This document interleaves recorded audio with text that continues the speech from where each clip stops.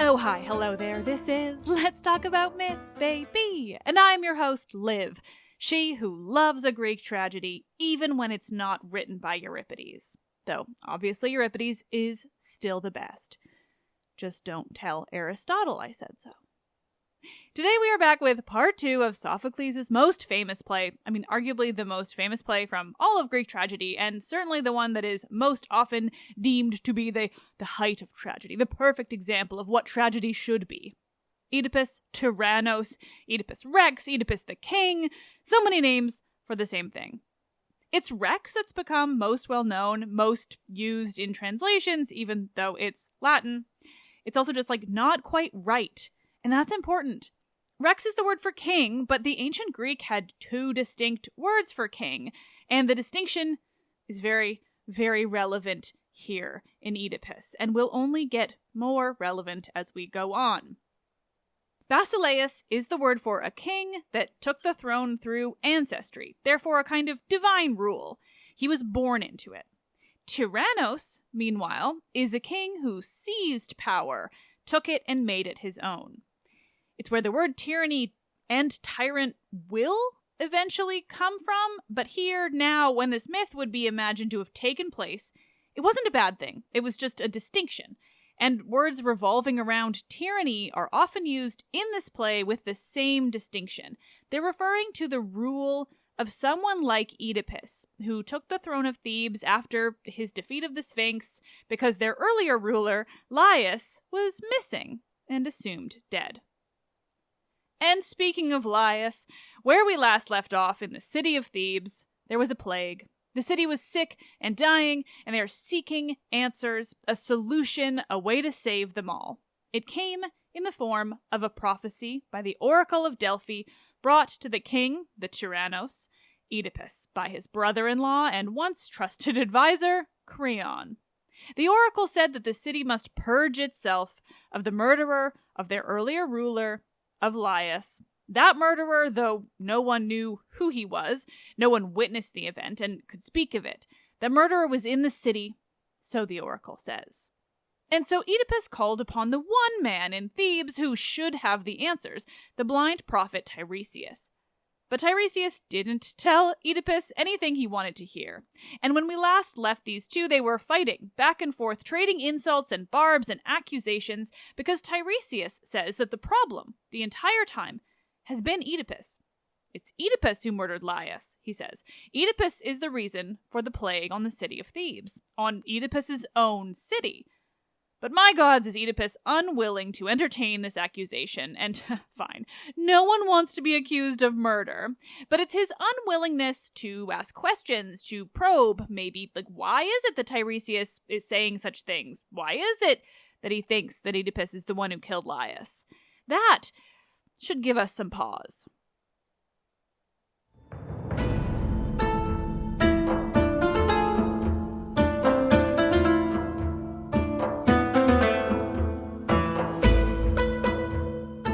This is episode 211. That feeling when maybe you did actually do the thing you're accused of? Whoops. Oedipus Tyrannos, Part 2.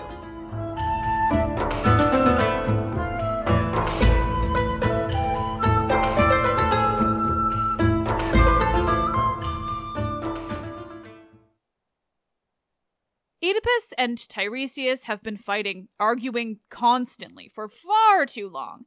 Oedipus has just decided that Tiresias accusing him of being the one of causing the plague on the city, of being the one who murdered Laius, Thebes' former leader, he's decided that this means that Tiresias and Creon are working against him, trying to overthrow him.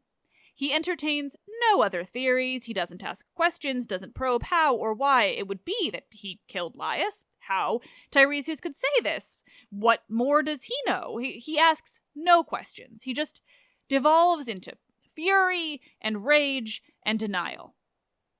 And finally, Tiresias bites back. He begins his speech telling Oedipus off with a very pointed line. Quote, "Though you are the tyrant here, others still have the right to answer you at equal length." You are the tyrant here. Now, in the modern world, and certainly in English, we hear that as a fairly simple claim. Oedipus is acting tyrannical. He's being a tyrant. Except, there's actually so much more to it in the ancient Greek, like I briefly mentioned up at the top, because etymology is fun and I want to talk about it more. So, I said at the top of the episode, but let's really look into what this means. Tyrannos. Tyrannos means king in this context. It has yet to take on the modern word of tyrant. It's getting close in Athens at this time, but not when this myth is supposed to have taken place. It means this very specific type of king, a king that seized power, rather than one who was born into it. That's why the use of the Latin rex in so many versions and translations just loses so much of this additional context. Because in this case, Oedipus is not just any king. He's not a basileus, one born into power. He is a tyrannos, one who seized it. Of course, no spoilies, but there's a bit more to it than that, but we will get there. The point is that Tiresias is not just calling Oedipus a tyrant. He's not saying that for the sake of it. He's commenting on Oedipus as a leader, and he's using it as an insult here, but it's not inherently an insult. There is a negative connotation, and certainly in the time that Sophocles was writing, like I was saying, that was more of an explicit negative connotation. Athens had a whole time with tyrannos kings in the past, but in this very ancient mythical Thebes, he's just this type of king, who's also, behaving like the English word tyrant. Oedipus earlier had gone so far as to mock Tiresias for being blind, and Tiresias sets him straight on that now.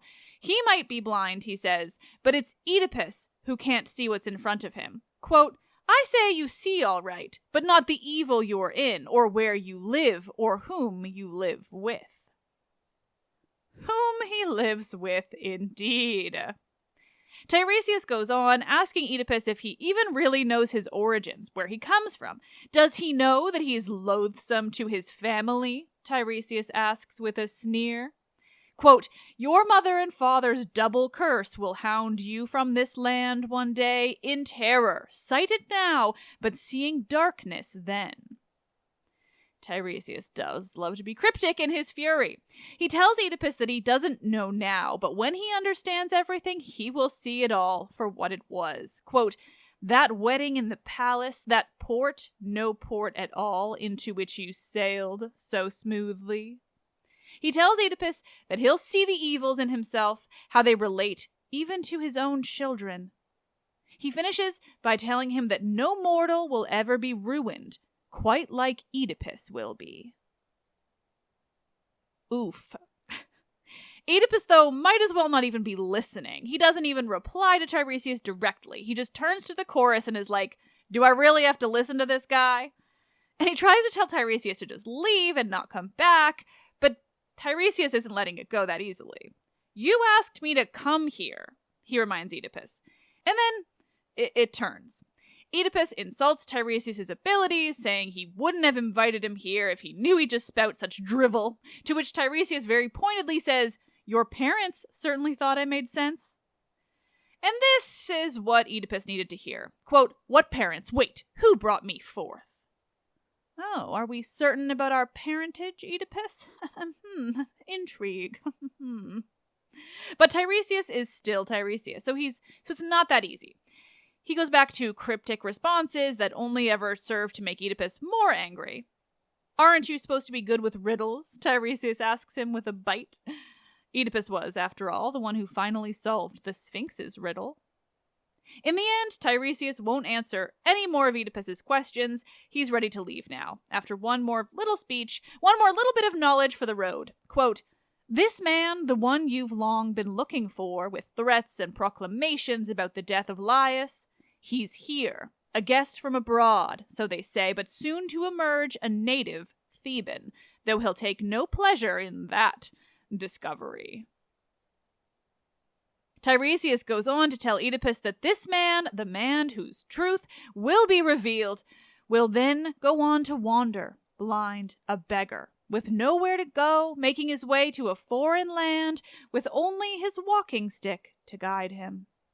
And, quote, he'll be found to be both brother and father to his children, son and husband to his mother, breeding where his father bred, having spilled his father's blood.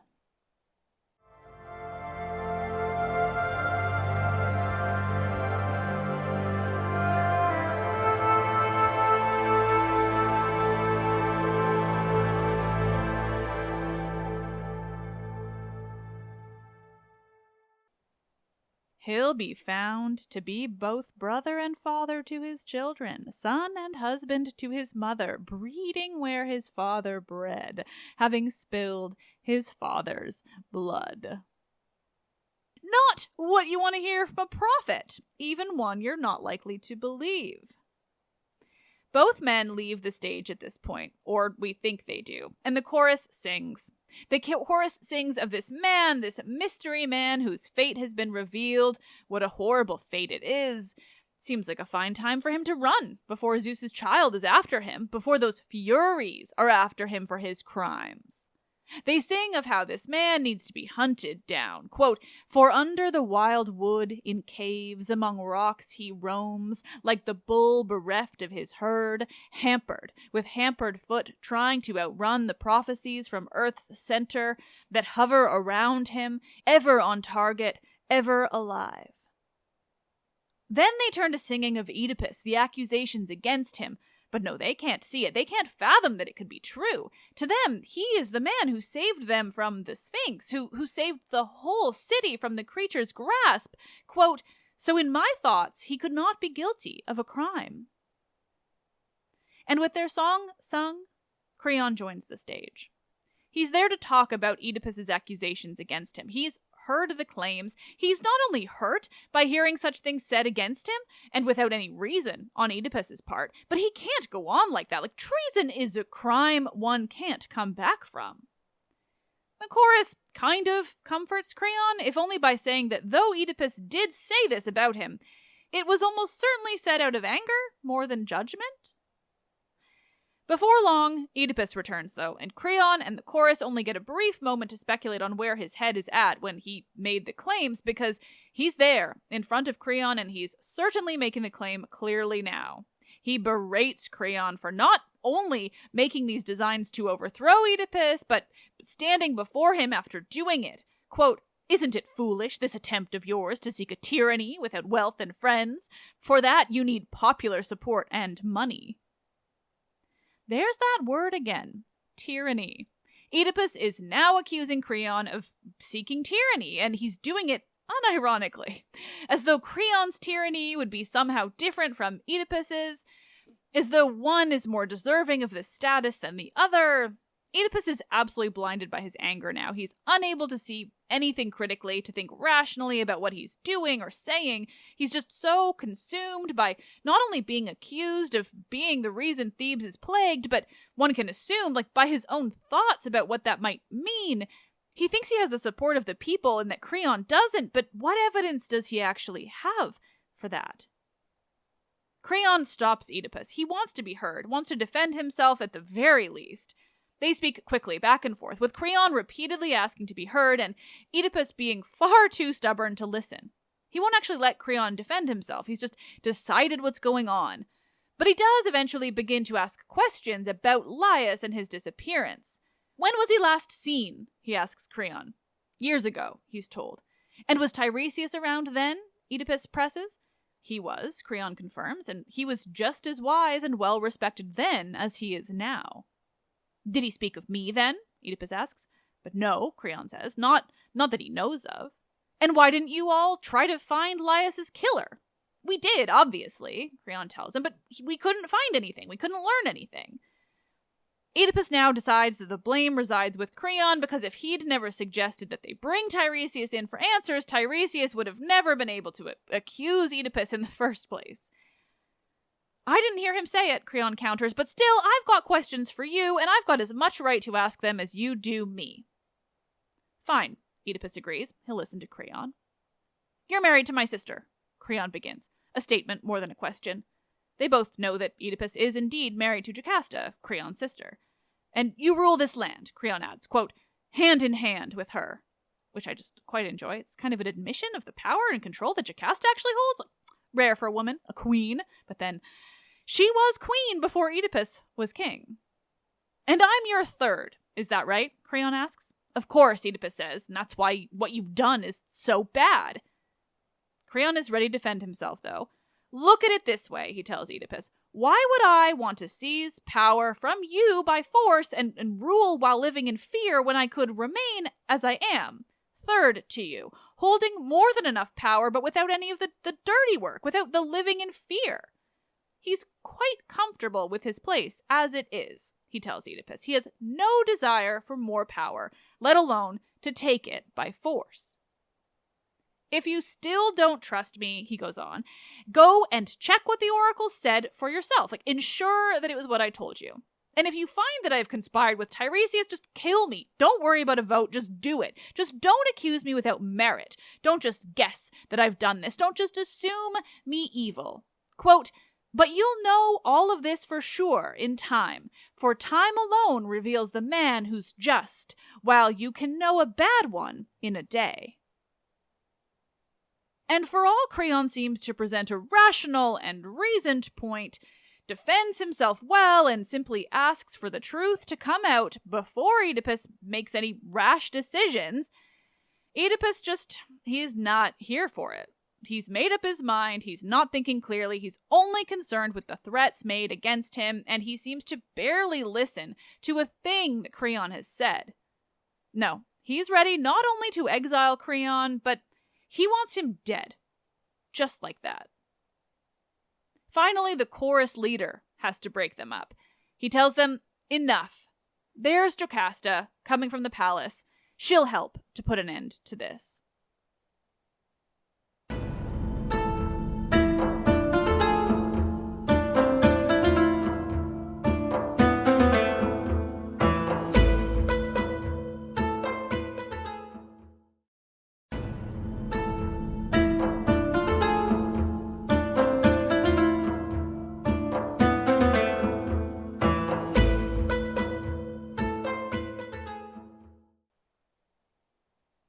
Jocasta speaks to her husband and her brother. Quote, "Why this senseless storm of words? Is this the time to stir up private ills when the country is sick? Aren't you ashamed?" Yeah, the reasonable and rational woman is here. Thank fuck. She tells Oedipus to go inside, then tells her brother to go home too. Quote, "Don't make so much out of nothing." But the men don't listen.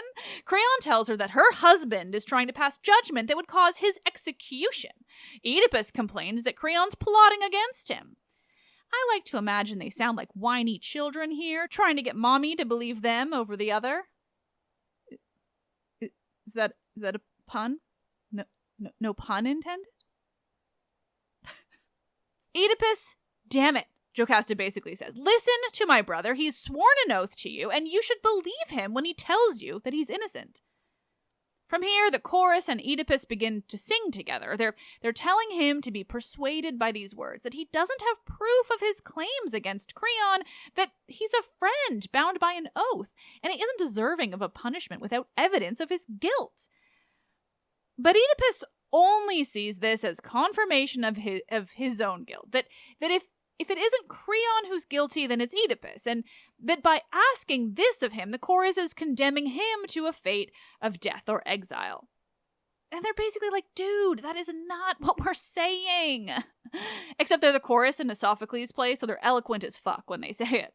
The point remains. Still, in the end, Oedipus decides to listen to the chorus and to spare Creon's life, even if he's still convinced that it might mean the end of his own. Creon leaves, bitterly, well aware that it's only the words of the chorus of these Theban elders that have saved his life, and that Oedipus didn't come to this conclusion on his own, though he should have. With Creon gone, the chorus tries to tell Jocasta to bring Oedipus inside too, to have him calm down. But she's having none of that. She will not take him anywhere. She won't leave herself until someone tells her what the fuck is going on. Between the chorus and Oedipus, they try seriously hard to avoid telling Jocasta anything. Thankfully, she gives zero fucks and is a strong woman and simply will not have that. Even when they begin to talk about the things as if she isn't there, as if her view on the matter, her knowledge of it happening at all, doesn't matter at all. But she pushes and pushes, and finally, Oedipus tells her, quote, he says that I'm the one who murdered Laius. Which, I mean, Oedipus, that isn't really true. Like, that's what Tiresias said. Creon just kind of helped you bring him there. Eventually, he does concede that, fine, Creon didn't say it. He had a prophet do his dirty work. To which Jocasta seems relieved. Oh, she says, then you can consider yourself innocent. Quote, no mortal has any share in arts of prophecy. And, she continues, she's got proof of exactly this. How little prophecies really matter. So then, she launches into a story about Laius, her former husband, the former leader of Thebes. She tells Oedipus that Laius was once told of a prophecy that, quote, his fate was to be killed by his own child, the son that would be born to him and me. This is proof that prophecies don't mean much, she tells Oedipus, because the rumors say that Laius was killed by bandits where 3 roads meet, and the child that we had together he immediately left out on the mountainside with the little kid's feet pinned together. So, wasn't them. She adds, quote, and so Apollo didn't cause the child to be his father's killer or made Laius meet the fate he feared at the child's hand. Wait, Oedipus replies, calling Jocasta very explicitly his wife. My mind wandered when you were speaking just then. Did you say that Laius was murdered where 3 roads meet? Yeah, of course, Jocasta replies. That's a detail about his death that's always been well known. Where is this place? Oedipus asks, very carefully. She tells him, quote, the land's called Phokis, and the road splits there, one branch to Delphi, the other to Daulis. Oedipus swallows, maybe blinks, he takes it in. And how long ago did this happen? He asks. Jocasta replies, quote, the message reached the city just before you emerged as the ruler of this land. Oedipus doesn't reply to her now, but to Zeus, quote, oh, Zeus, what have you planned to do with me? What's wrong? His wife asks. Oedipus breathes out heavy, quote, don't ask me yet, but tell me about Laius. What did he look like? How old was he? And so Jocasta, Oedipus's wife, widow of the former king Laius, tells him. She describes her former husband. Oedipus replies by crying out in anguish, quote, oi moi, it seems I didn't know I cast myself under a deadly curse just now.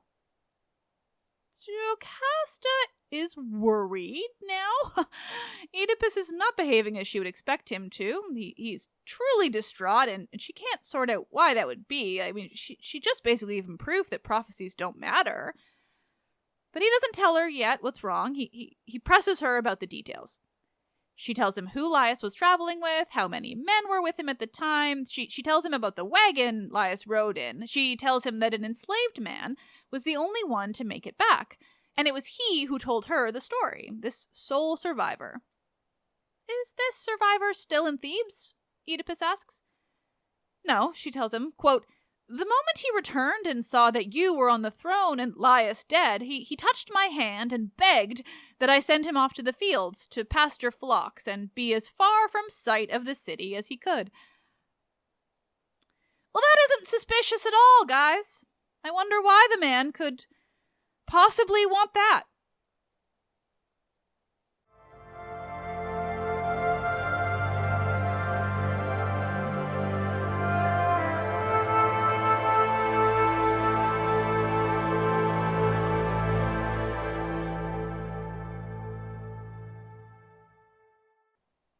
After hearing this news about the sole survivor of the attack that killed the former King Laius, Oedipus asks if they can have the man brought to the palace. I mean, sure, we can do that, Jocasta tells her husband, but I have a right to know why you're so upset. So Oedipus tells her his story. Quote, "My father was Polybus of Corinth, my mother Merope, a Dorian." He goes on. He says that he was held in very high esteem there in Corinth. All was well and normal. Until one day a drunk man came up to him, baited him, quote, "saying I was not my father's son. I was troubled, but held it in that day. On the next day I went to my parents and questioned them." He goes on to explain that his parents were upset about this man's accusations, and that reassured Oedipus that it wasn't true. Still, it worried him after the rumors became more well known in Corinth, so he visited the oracle of Delphi without his parents' knowledge, and Apollo, quote, "sent me away without what I'd come for, but to my sorrow he gave me terrifying, miserable prophecies that I'd lie with my mother and bring to light a brood intolerable for men to see, and be the killer of the father who sired me." No making the connection about what Tiresias said earlier, it seems. I will, though. Oedipus tells his wife, the mother of his 4 children, Jocasta, that with this news, he felt that all he could do was leave Corinth forever, to do whatever he could to avoid that prophecy being fulfilled. And, quote, "On my way I reached the very place where you have said this tyrant met his death." And there's that word again, but this time it's being used about Laius, which is very pointedly not accurate. At this point, seemingly, Oedipus knows almost nothing about Laius as a ruler, though one would imagine that in the 20 or so years he's been with his wife, she must have told him something. Regardless, Laius was not a Tyrannos. He was the true king. He was in line for the throne. He was the Basileus. It's Oedipus who's the Tyrannos, the tyrant, the king who seized power rather than being born into it. At least, as far as we know. But Oedipus has more to admit to his wife. He tells her that when he was on that road, he met a group of travelers, one in a wagon. They tried to force him off the road, and he reacted in anger, striking them. When they attacked him further, he lashed out and killed them all. Still, he hasn't come to terms with what that could mean entirely. Quote, "But if there's some connection between that stranger on the road and Laius, who now would be more wretched than I? What man could be more hated by the gods?" He's getting there, but he won't fully admit it yet. He does question if it's true. Like, what would that make him, to have killed a man and then taken his city, defiled his bed by marrying his widow? Must he be exiled then? He wonders. Quote, "And in my exile never see my own, never set foot on native land, or else lie with my mother and kill my father Polybus, who gave me life and brought me up?" Still worried about those parents back in Corinth, that somehow this revelation about Laius might lead him back to Corinth, he thinks, but might lead him there to his parents, where he might fulfill the prophecy. Quote, "May I never, never, pure and holy gods, see that day. Let me vanish instead from the sight of men before I see the stain of such disaster come upon me." The chorus tries to reassure him. Just wait, they tell him. Don't jump to any conclusions just yet. Wait until this survivor arrives to tell you what he saw when Laius met his fate. And Oedipus agrees, adding that he's counting on this survivor to confirm Jocasta's story, that Laius and his men were killed by bandits, not just one man. That will free Oedipus from his worries. That will prove him innocent. "Don't worry," Jocasta tells her husband. "That's what he said back then, and I'm certain that he'll say it again now. He can't take it back. Everyone heard him say it at the time.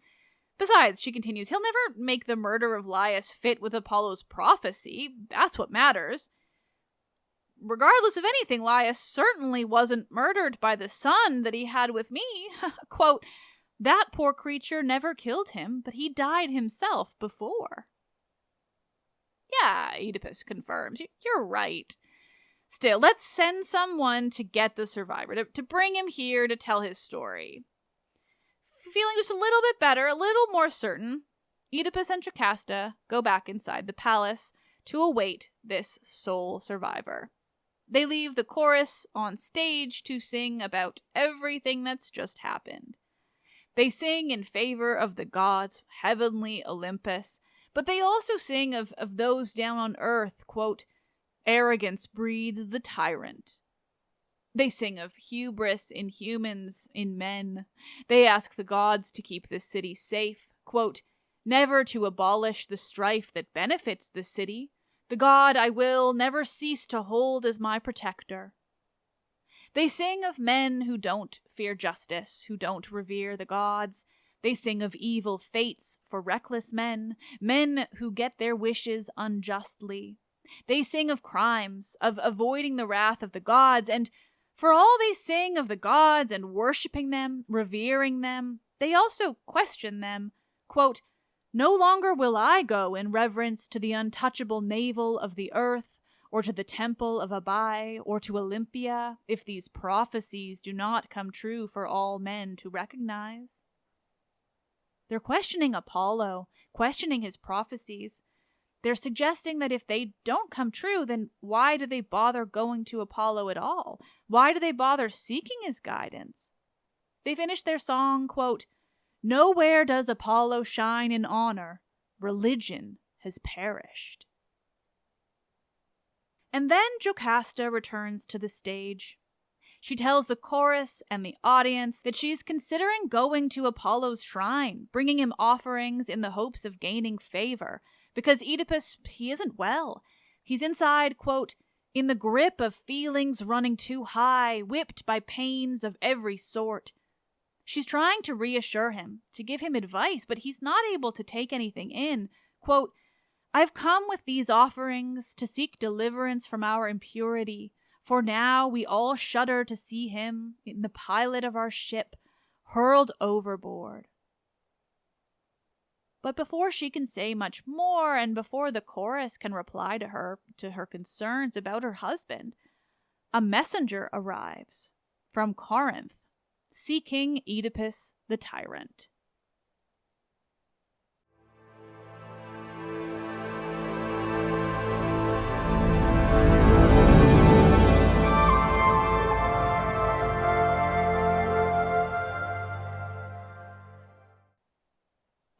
Oh god, this play is seriously fun. Thank you all for so much for listening. As always, I was really excited to revisit this play now that I'm so much more well-versed in Greek myth and tragedy and just everything, but it's totally exceeding my expectations. Coming at it as just the play, without diving too much into the background of the characters and what they should or should not know by now, is it's a far more interesting way of telling the story. There are going to be so many revelations, and while I imagine we all know what the ultimate end result is going to be, seeing how Sophocles told the story, how he's handling the characters and the knowledge that, again, they do and do not have, God, it's far more interesting than anything else. So next week we're going to finish the play. We'll get all of that knowledge that we're still lacking, or that we're just assuming at this point. And then the week after, I'm actually going to look at the myth behind the play and beyond it. The things that the ancient Athenian audience would have known ahead of time, and how that might have influenced their viewing of the play. We're going to talk about the Sphinx and the prophecy about Laius, too, where that came from and why.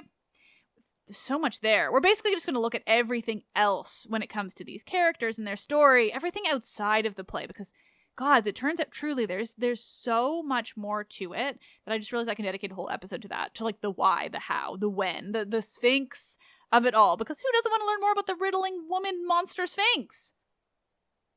But for now, for all I prefer Euripides, this play is brilliant and fascinating, and I just really think that it's vital that we look at it beyond the kind of modern understanding of Oedipus, look at what makes him and Jocasta so tragic, and maybe even look at how fucking Freud fucked it all up for everyone. There's a reason this is seen as the absolute best Greek tragedy, and it's not because of fucking Freud's nonsense complexes. No. But that is for future episodes.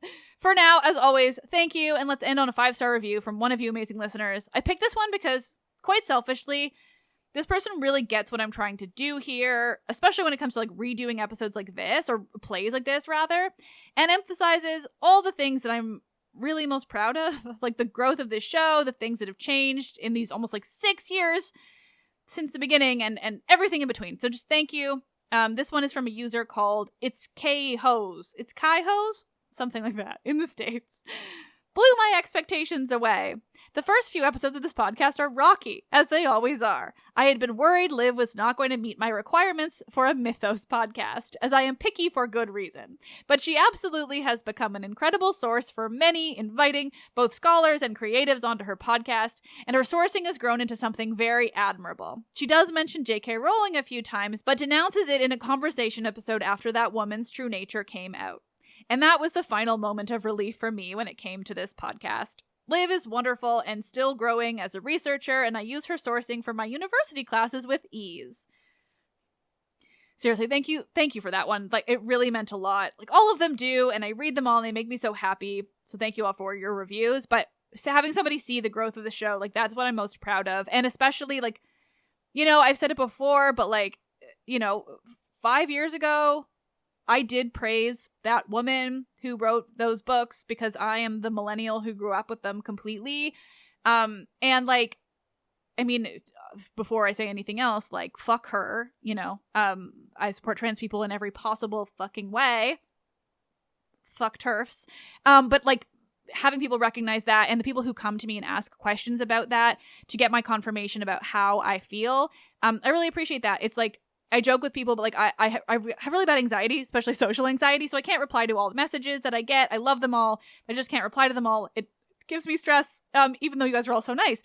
But if somebody asks me how I feel about that author or how I feel about trans people, that is a question that I will always answer as soon as I see the email, like truly immediately, because it's so important that people understand that I support trans people and I do not support turfing assholes. So anyway, just I appreciate that review especially, but also to any of you who feel that way or have seen it in me, thank you.